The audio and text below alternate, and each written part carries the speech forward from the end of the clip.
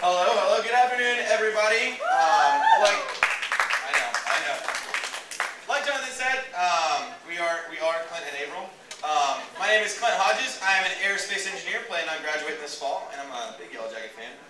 My name is Averil, and I'm a science, technology, and culture major from Savannah, Georgia. All right, and we're here to give you your traditions presentation. So first off, I want to welcome each and every one of you, including all of our parents and guests. Now you are all officially part of the Yellow Jacket community, and to welcome you and let you in on our inside jokes and kind of funny things that make Georgia Tech what it is. We're here to give this presentation. So to start off with, we're going to take you back to the late 1800s. Georgia Tech was founded October 13th, 1885. We were known then as kind of a trade school. Students would spend their time between their classes in Tech Tower in the shop building, where they would kind of have practical skills and just practice what it really meant to be an engineer. Just like students today, their life kind of, they lived and died by the whistle. The whistle went off to signal the end of their shift, and nowadays the whistle signals the end of your classes.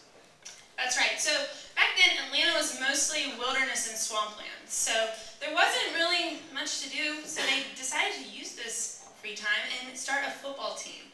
This was kind of new at the time. Baseball was the far more popular sport. So the Techmen decided to take on the challenge, and they started a football team. They were actually terrible. They lost all 3 games their first season, and they practiced at nearby Piedmont Park, but their practices didn't really seem to improve so much. So an onlooker on these practices was a man by the name of Leonard Wood. Leonard was a physician in the Army, stationed at nearby Fort McPherson, right down the road. And he had a little free time as well, and he liked to spend that in the city of Atlanta, wandering around finding ways to amuse himself. So he stumbled upon the Tech men practicing in Piedmont Park and commented on how terrible they were at football. They were that bad. So luckily for the Tech men, though, Leonard had played football for Harvard University, which was kind of a football powerhouse at the time, and actually offered to coach and play for the Tech men as well. There was one problem, though. Wood was not a student, which therefore made him ineligible to play. So Wood, who already had his MD from Harvard, decided to enroll in at Tech to study the only major offered at the time, mechanical engineering. From then on, the practices seemed to get a lot better. Another school that you may have heard of as well, the University of Georgia, was also forming their first football team. Now the Bulldogs were so confident in their newfound abilities, they issued a declaration to the Southeast, challenging any and all other schools with football teams to play them in Athens, where they would beat them handedly. Now the Tech men naturally arose to this challenge and traveled to Athens in 1893 to take on the Bulldogs at home. Now with the Tech men, they brought students from an all-girls school who wore ribbons of white and gold in their hair to show support for the Tech men. So to this day, our official school colors are old gold and white. So the game was played, and Tech absolutely walloped UGA. Yeah. By the end of the 3rd quarter, the score was 28-6. But the UGA players didn't really take too kindly to this, and they ended up throwing dirt, rocks, mud, anything they could get their hands on at the Georgia Tech players and officials. It got so bad that Leonard Wood, the coach/player, was bleeding out of a gash out of his head. So officials didn't like this too much, and so they decided to call the game without the 4th quarter even being played. So obviously the Tech men needed to get out of Athens and in a hurry. So instead of board the passenger train they were originally scheduled to leave on at the end of the game, they got on the next train out of Athens, which was a freight train that consequently got in a wreck with another train that hadn't been cleared from the tracks, near Lawrenceville, Georgia, actually. So after they settled that train wreck, they got off of the one train and actually finally got onto the train they were originally supposed to get on, and late that evening finally made their way back to campus. There was a reporter with them at this whole time and saw them get off the train, on the train, and saw the whole wreck happen.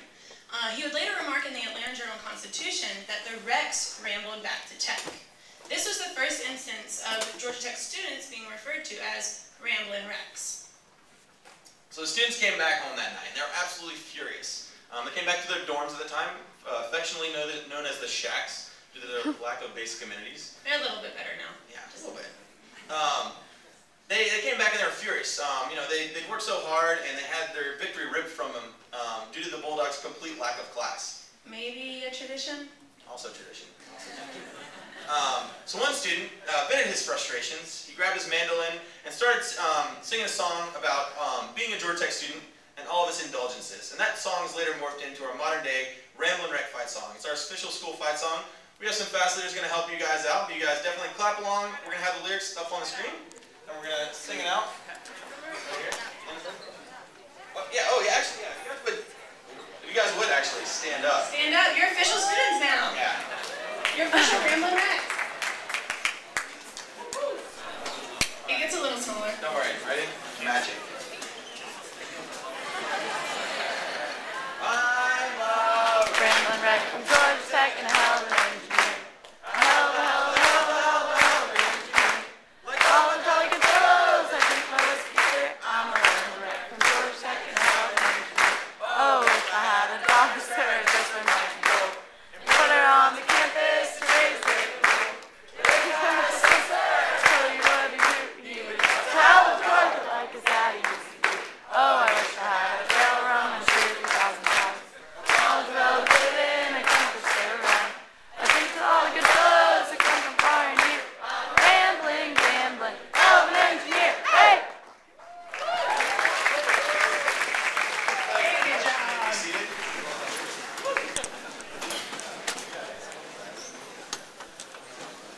And that applies to all majors, not just engineers. I'm not an engineer, so it's okay. All right, so we wrote the Ramblin' Wreck, but the Georgia Tech students didn't stop there. One student actually went as far to climb on top of the shacks and paint a slogan that is forever burned in the hearts of every Yellow Jacket. To hell with Georgia. We recall this tradition by asking one another, what's the good word? And responding to hell with Georgia. Hey, Will Kearney, what's the good word? To hell with Georgia! Hey, FASET leaders, what's the good word? To hell with Georgia! Hey, FASET, what's the good word? To hell with Georgia! How about them? Some more later. PG-13 version. Anyhow, so one name you might hear yourself refer to on campus is RATS. Now, don't think of this as a negative moniker at all. It actually used to stand for Recruit at Tech. I'm sorry. Back to Georgia Tech's days, it's more of a military institution. Nowadays, it's morphed into Recently Acquired Tech Student, which is exactly what all of you are right now. So you're all RATs, and officially welcome to Georgia Tech. One thing that goes along with being a rat is a rat cap.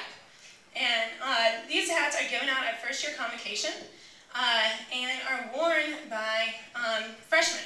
Now, they came along with hazing back before hazing was eliminated from the school, and they had to abide by certain rat rules. Another huge part of being a rat is FASET. You are actually participating in the 40th year of FASET. So you're in good company with fellow rats. All of us has gone through it, so welcome to the community. So now to take you on to our next tradition, we go back to that football game that was played between the University of Georgia and Georgia Tech in 1893. Now, someone that was sitting on the losing sideline, as it were, was a man by the name of George P. Butler. He later went on to graduate from the University of Georgia. It's apparently not that hard. Later became a high school teacher, and then later a high school principal. Now, one of his students in late 20s was a man by the name of Ed Smith. Now, he didn't listen to his teacher's constant hate for the Georgia Institute of Technology, and actually, thought he might want to be a Yellow Jacket. So, in 1927, Ed Smith sent off for an application to Georgia Tech. As it were, though, he got 2 applications back in the mail a few weeks later. Ed Smith then filled one out for himself, obviously. Filled one out for himself, and then decided to fill the other one out for his principal, George P. Butler. At the last minute, though, he chickened out and ended up writing George P. Burdell. 2 weeks later, Ed Smith and George P. Burdell were admitted to the Georgia Institute of Technology. His friends, Ed Smith and his friends, then went on for 4 years to do double the work to make sure that George P. Burdell received all the benefits of being a Georgia Tech student. And in 1930, George P. Burdell graduated from the Georgia Institute of Technology with a degree in mechanical engineering, even though he didn't exist. So students have since then taken up this inside joke and taken George P. Burdell on to serve in every major American conflict since World War II. He's also gotten graduate degrees from Harvard and MIT, as well as every degree from Georgia Tech. Kind of a fun fun fact, when Georgia Tech switched to an all computerized registration system in 1972, they thought they had all the kinks worked out, everything was figured out, they weren't going to let this prank happen any longer. But first day of registration opened up, George P. Riddell was signed up for every class offered at Tech.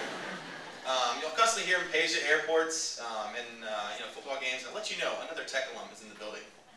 Sometimes George P. Riddell could show up at unusual places, like the Georgia Law School donor list. We hear that he's supposed to be here at FASET, actually, so keep an eye out for him. It's just a wonderful way to keep the Georgia Tech tradition going, even since 1927.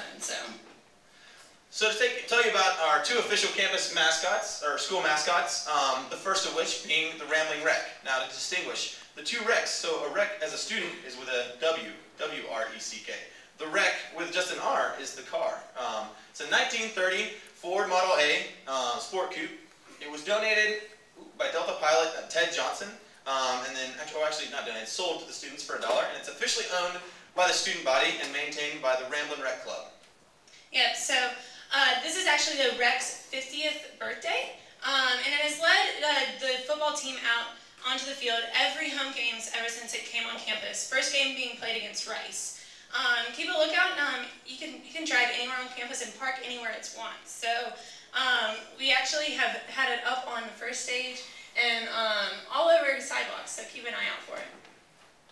And then to tell you about probably our better known mascot, you can look, he's on your lanyards all over the place. Georgia Tech students have long had a few nicknames over the years. We were known as engineers, blacksmiths, golden tornadoes, and yellow jackets, which came from the Georgia Tech students wearing yellow or gold blazers to support the football team at the football games. Now, the actual physical yellow jacket didn't come around until 1979, which another prank pulled off by a student. This is kind of a common theme, all these pranks. The student got a costume together and showed up at a pep rally unannounced, and the band thought it was the Athletic Association's doing. And the Athletic Association thought it was the band. Needless to say, though, this prank was successfully pulled off, and Buzz was welcomed onto campus as our second official mascot. Buzz has since gone on to win the hearts of millions. In fact, in 2000 and 2001, he won the nation's best mascot. Now, we still think he's the nation's best mascot. And we seriously appreciate his utter enthusiasm for Georgia Tech athletics and the school, whether he's at a football game doing push-ups with the band or just sitting in calculus with you. He has a tendency to pop up wherever. All right, so again, we just started to scratch the surface of history and traditions here at Georgia Tech.